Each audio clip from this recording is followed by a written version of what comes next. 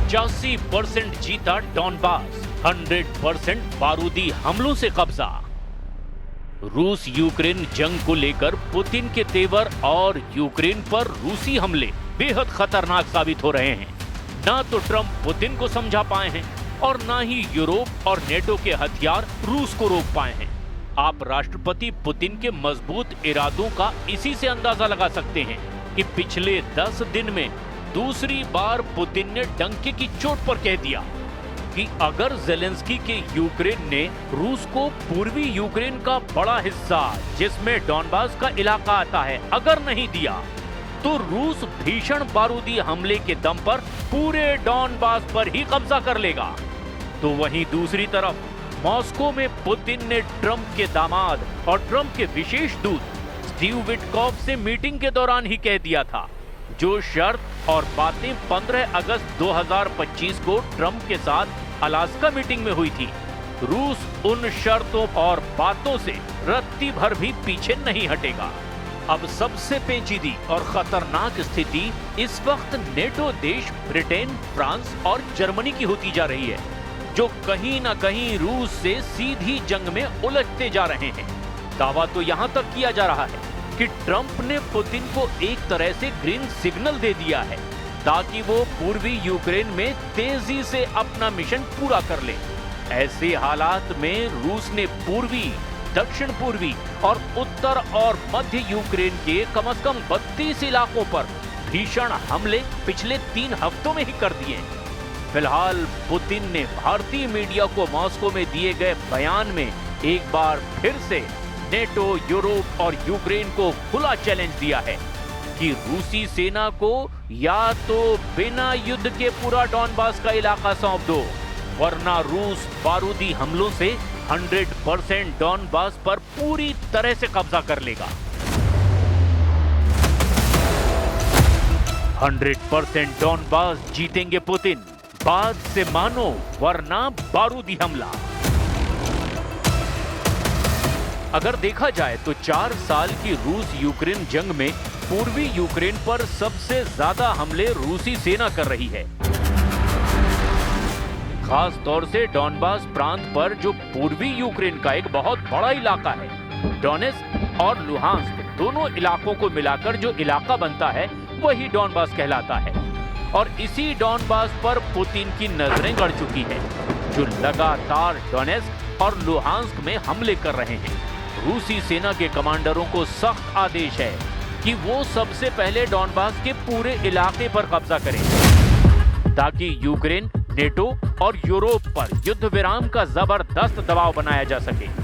और यही वजह है कि रूस ने 21 अक्टूबर 2025 के बाद से यूक्रेन के कम से कम 20 से 25 शहरों पर बड़े मिसाइल और ड्रोन से हमले किए। पूर्वी यूक्रेन का Pokrovsk, Kupiansk, Luhansk, Donetsk, Kherson, Kharkiv, Sumy, Chernihiv और जापोरिजिया पर इस वक्त रूस के भीषण हमले चल रहे हैं। लेकिन इन सभी जगहों में से पूर्वी यूक्रेन का डॉनबास, जो कि डोनेत्स्क और लुहांस्क को मिलाकर बना है, उस पर तो पुतिन कब्जा करना चाहते हैं। और यही वजह है कि यहाँ पर रूस महीनों से तूफानी हमले करने में जुटा है। जरा इन आंकड़ों पर भी नजर डालिए। दिसंबर 2025 तक रूस ने डॉनबास के डोनेत्स्क पर फोकस किया है, जहां 1,70,000 से 2,20,000 से ज्यादा रूसी सैनिक जंग कर रहे हैं। रूस के मुख्य हमले दक्षिण पूर्वी मोर्चे पर हो रहे हैं, जहां रूस धीरे धीरे आगे बढ़ता जा रहा है। वहां पर रूसी सेना यूक्रेनी सेना पर हर दिन औसतन 40 से ज्यादा हमले कर रही है, जिनमें ड्रोन, ग्लाइड बम और तोपखाने भी शामिल हैं। अब तक के रूसी मिसाइल और ड्रोन हमलों की कुल संख्या यूक्रेन पर 37,000 से भी ज्यादा बताई जा रही है, जिनमें से बड़ा हिस्सा पूर्वी यूक्रेन के डॉनबास पर केंद्रित है। CSIS के अनुसार 2022 से नवंबर 2024 तक रूस ने 5,000 से ज्यादा मिसाइलें और 20,000 से ज्यादा ड्रोन यूक्रेन पर दागे थे। लेकिन साल 2025 में अब तक रूस ने 2024 के मुकाबले 2 गुने मिसाइल और ड्रोन हमले यूक्रेन पर कर दिए हैं। ISW के मुताबिक 2025 में रूसी सेना ने यूक्रेन के डॉनबास पर रोजाना 170 ज्यादा हमले किए हैं, जिनमें से 40% से ज्यादा हमले तो रूस के तोपखानों और ड्रोन से किए गए हैं। जनवरी 2024 से दिसंबर 2025 तक रूस ने 5,828 से ज्यादा ड्रोन, 27 से ज्यादा बैलिस्टिक मिसाइलें और 115 से ज्यादा क्रूज मिसाइलें दागी है। रूस के कुल हमलों में से डॉनबास पर ही 60 से 70% हमले किए गए हैं। यानी अकेले डॉनबास पर ही रूसी सेना 4,000 से ज्यादा घातक हमले कर चुकी है। Важчих моментів нашої історії. Зараз тиск на Україну один з найважчих. Зараз Україна може опинитися перед дуже складним вибором. Або втрата гідності, або ризик втрати ключового партнера. Або складні 28 пунктів, або вкрай важка зима. Найважча та подальший ризик. Well, he'll have to like it, and if he doesn't like it, then they should just keep fighting, I guess. Putin जीतेंगे डॉनबास, अफ्रीकी सेना का हमला शुरू। जो तस्वीरें अब सामने आई है वो बहुत हैरान करने वाली हैं और आंकड़े तो और भी ज्यादा हैरान करने वाले हैं। जरा देखिए पुतिन डॉनबास और पूरे पूर्वी यूक्रेन पर किस तरह से हमले कर रहे हैं।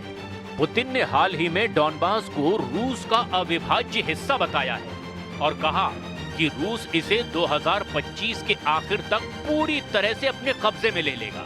पुतिन यूक्रेन को डॉनबास से अपनी सेनाओं को पीछे हटाने की मांग भी कर रहे हैं, वरना वो बारूदी हमलों के दम पर यूक्रेन के पूरे डॉनबास को ही छीलने का दावा कर रहे हैं। पुतिन ने दावा किया कि डॉनबास में रूसी सेना जीत रही है और पोक्रोवास मिर्नोहराद को भी घेर लिया गया है। रूस का दावा है कि उसकी सेनाओं ने इस साल यूक्रेन की लगभग 5,000 वर्ग किलोमीटर जमीन पर अब अतिरिक्त कब्जा कर लिया है।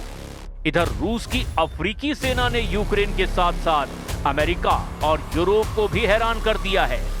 रूस ने अफ्रीकी देशों से भर्ती किए गए लड़ाकों को, जिन्हें अक्सर ब्लैक वार्नर्स कहा जाता है, उन्हें यूक्रेन की जंग में उतार दिया गया है।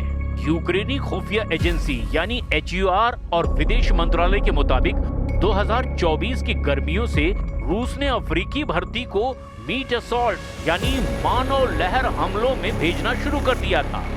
जनवरी 2025 की रिपोर्ट में दावा किया गया था कि सेंट्रल अफ्रीकी गणराज्य यानी कि CAR ने सैनिकों को यूक्रेनी फ्रंट लाइन पर भेजा है। जून 2025 में फ्रांस 24 की रिपोर्ट के मुताबिक सैकड़ों अफ्रीकी लड़ाके रूसी सेना में शामिल भी हो चुके थे। नवंबर 2025 में यूक्रेन ने 1,436 से ज्यादा अफ्रीकी नागरिकों को रूसी सेना में लड़ते हुए पहचाना भी है। रूस की तरफ से यूक्रेनी सेना पर अफ्रीकी लड़ाकों के ये हमले पूर्वी यूक्रेन के डॉनबास में हो रहे हैं।